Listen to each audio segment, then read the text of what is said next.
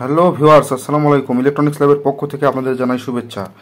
তো আজকে আমি যে বিষয় নিয়ে ভিডিও করব সেটা হলো এই যে আমরা যারা বিভিন্ন রকম এই যে আরডিনো দিয়ে প্রজেক্ট তৈরি করে অনেক সময় এই ডাটাগুলো দেখার জন্য আমরা এলসিডি ব্যবহার করি।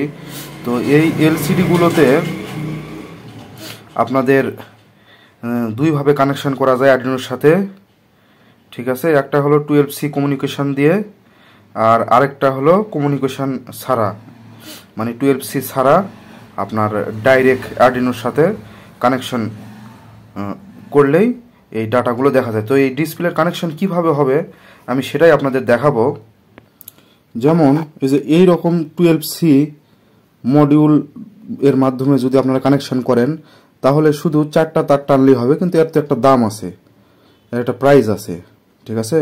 আর আপনারা শুধু এই যদি ডিসপ্লেতেই যদি একটু কানেকশন করে নেন তাহলে আপনাদের ওই 12Cটা কেনা লাগতেছে না, আপনারা ডাইরেক্ট ডিসপ্লে দিয়েই কাজ করতে পারবেন। তো আজকে আমি সেই ডিসপ্লের কানেকশানে দেখাবো যে আরডিনোর সাথে আমরা যদি এই 12C ছাড়া কানেকশন করতে চাই তাহলে কিভাবে করব। তো চলুন আমরা ডিসপ্লের কানেকশনটা দেখে নিই। তো ভিউয়ার্স দেখেন, এই যে এটা হলো আমাদের এলসিডি ডিসপ্লে, মানে 16x2 দুই লাইন ডিসপ্লে, দুটো আইসি পিছনে ব্যবহার করা। তো এই ডিসপ্লেতে আপনার 1 থেকে এদিকে যেমন এই পাশে 1 থেকে 16 পর্যন্ত পিন আছে। তো এর ভিতরে আমাদের কিছু কানেকশন করে নিলেই কিন্তু আমাদের 12C ব্যবহার করতে হবে না, আমরা ডাইরেক্ট ডিসপ্লে দিয়েই কানেকশন করতে পারবো। তো সেই কানেকশনটা আমি আপনাদের দেখাইতেছি। প্রথমে আমরা কি করব, 1 নাম্বার পিন হলো VSS, তারপর 2 নাম্বার পিন VDD, আর 3 নাম্বার পিন VO। তো এখানে আমরা যেটা করব, 1 নাম্বার পিন যেটা VSS, এটা হলো আপনার গ্রাউন্ড পিন, মানে নেগেটিভ 5 ভোল্টের নেগেটিভ পিন। তো আমরা যেটা করব সেটা হলো এই 1 নাম্বার পিনের সাথে 3 নাম্বার পিন, এই পিনে আমরা একটা 4.7 কিলো ওহমসের রেজিস্টর লাগাবো। তাহলে হবে কি, আমাদের ডিসপ্লে লেখার যে কন্ট্রাস্ট, এই কন্ট্রাস্টটা অ্যাডজাস্ট হবে। এই রেজিস্টরের মান কম বেশি করে আপনারা ডিসপ্লের কন্ট্রাস্ট ফিক্সড করতে পারবেন। তবে আমি এটা ফিক্সড করেই দিয়েছি, এই রেজিস্টর লাগালেই আপনার ডিসপ্লেতে লেখা ভালোভাবে বোঝা যাবে। তাহলে আমরা কি করব, 1 নাম্বার পিন এবং 3 নাম্বার পিন 4.7 কিলো ওহমস রেজিস্টরের মাধ্যমে আমরা লাগিয়ে দেব। তারপরে কি করব, আমরা 1 নাম্বার পিন এবং RW পিন, অর্থাৎ 5 নাম্বার পিন, 1 নাম্বার পিন এবং 5 নাম্বার পিন, এটা আমরা তার দিয়ে শর্ট করে দিব। এবং তার সঙ্গে আমরা এই 16 নাম্বার পিন, যেটা এই 16 লাস্ট পিন, এই পিনও আমরা তার দিয়ে শর্ট করে দিব। অর্থাৎ 16 নাম্বার পিন, 5 নাম্বার পিন আর 1 নাম্বার পিন, এই তিনটা একত্র করে দিব। তারপরে আমরা কি করব, 2 নাম্বার পিন, এই 2 নাম্বার পিন হলো পজিটিভ লাইন, ডিসপ্লের 5 ভোল্টের পজিটিভ লাইন। তো এই ডিসপ্লের 5 ভোল্টের পজিটিভ লাইন থেকে আমাদের এই 15 নাম্বার পিন এলইডির পজিটিভ লাইন, এই 15 নাম্বার পিনে আমরা একটা তার দিয়ে সংযোগ করে দিব।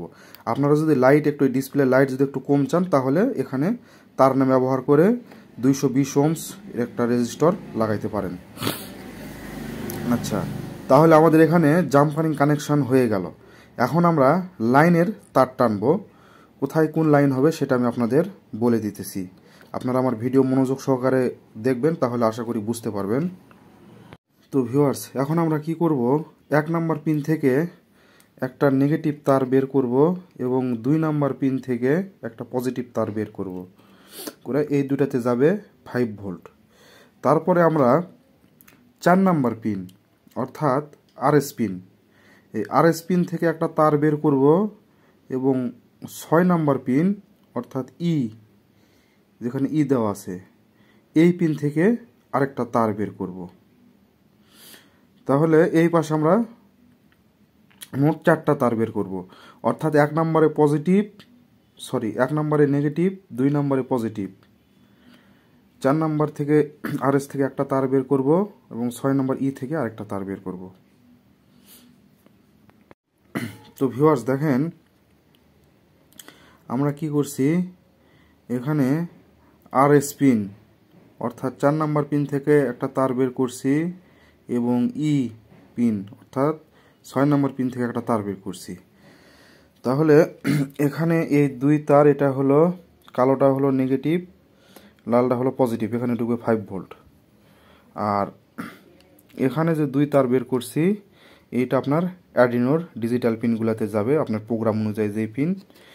এখন এই পাশের তার টানা শেষ, এখন এই পাশের তার টানতে হবে। এই পাশে দেখেন এই মাঝের কয়টা বাদ দিবেন, অর্থাৎ D0 মানে 7, 8, 9, 10 এই কয়টা পিন বাদ দিয়ে তারপরে আপনার D4 থেকে কানেকশন করতে হবে। D4, D5, D6, D7, এই যে D4 থেকে এই D7 পর্যন্ত এখানে আপনার D4 এ একটা তার লাগবে, D5 এ একটা লাগবে, D6 এ একটা লাগবে, D7 এ একটা তার লাগবে। মানে মোট হবে 8টা তার, 8টার মধ্যে 2টা নেগেটিভ পজিটিভ আর 6টা হবে আপনার এই কমিউনিকেশনের জন্য। তো আমি তার লাগিয়ে আপনাদের দেখাইতেছি। তো ভিউয়ার্স দেখেন আমি যে এই পাশে আরও 4টা তার লাগাই নিছি। এই যে দেখেন D4 এ লাগাইছি, D5 এ লাগাইছি, D6 এ লাগাইছি এবং D7 এ লাগাইছি। ঠিক আছে, তো এই 4টা আর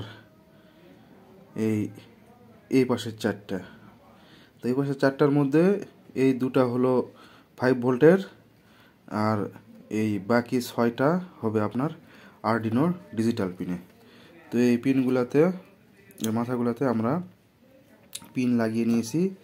এটা এখন আমরা এই আরডিনো সার্কিটের সঙ্গে লাগিয়ে আমরা চেক করব যে আসলে কাজ করে কি করে না। তো ভিউয়ার্স দেখেন আমি যে ডিসপ্লেটা আরডিনোর সঙ্গে লাগিয়ে নিয়েছি, সুবিধার জন্য দেখাই।